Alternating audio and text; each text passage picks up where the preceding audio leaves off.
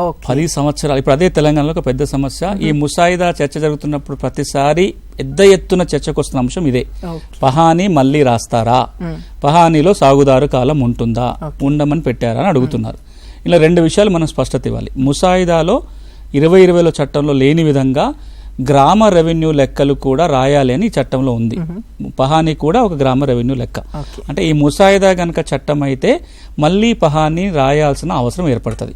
మీరు చేతి ద్వారా రాస్తారా, కంప్యూటర్లో జనరేట్ చేస్తారా, అది ఎట్లన్నా చేయడానికి ఉంటుంది.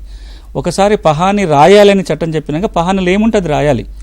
పహానీలో 16 కాలమ్స్ భూమికి సంబంధించి ఉంటాయి, ఇంకొక 16 కాలమ్స్ వ్యవసాయానికి సంబంధించి ఉంటాయి. ఈ 16 కాలంలో కూడా సాగుదారి కాలం కూడా ఉంది. అంటే ఈ రోజున 10 ఏళ్లుగా రాయలేదు. ఇప్పుడు ప్రభుత్వం ఈ 6 వారాలు పెట్టాల్సిన పని లేదు. విధానపరమైన నిర్ణయం తీసుకుంటే మళ్ళీ పహానీ వస్తుంది. పహానీలో సాగుదారి కాలం రాయడానికి అవకాశం వస్తుంది. కానీ ఎట్లా రాయాలనే దాని మీద నియమాలు రావాలి. అంటే ఇన్ని రోజులు లేదు.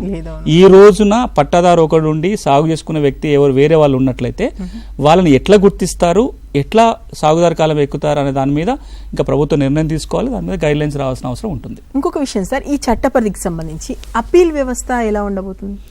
ఇప్పుడు 2020 చట్టం రాకముందు తహసీల్దారు మ్యూటేషన్ చేసేవాడు. రికార్డుల మీద ఏ తప్పులున్నా ఆర్డీఓకి అప్పీల్ చేసుకునే అవకాశం ఉండేది. అడిషనల్ కలెక్టర్ జేసీకి రివిజన్ ఉండేది. అది పాత 71 చట్టం కింద. 2020 చట్టంకి వచ్చినాక మొత్తం రద్దు అయిపోయినాయి. ఎవరికి అధికారాలు లేకుండా తొలగించి మీకు ఏ ఇబ్బంది ఉన్నా కోర్టుకు వెళ్లాల్సిందే అని చట్టం చెప్పింది.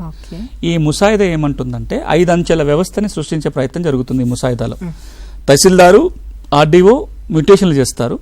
దాని మీద అభ్యంతరాలు ఉంటే కనుక అడిషనల్ కలెక్టరు లేదా కలెక్టర్కి అప్పీల్ చేసుకోవాలి.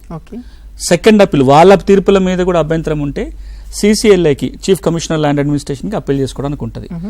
ఈ రెండింటి మీద కూడా ఏమైనా రికార్డుల తప్పులు ఉంటే ఎప్పుడైనా సవరించే అధికారం ప్రభుత్వానికి ఉంటుంది. రివిజన్ పవర్స్ ఉంటాయి.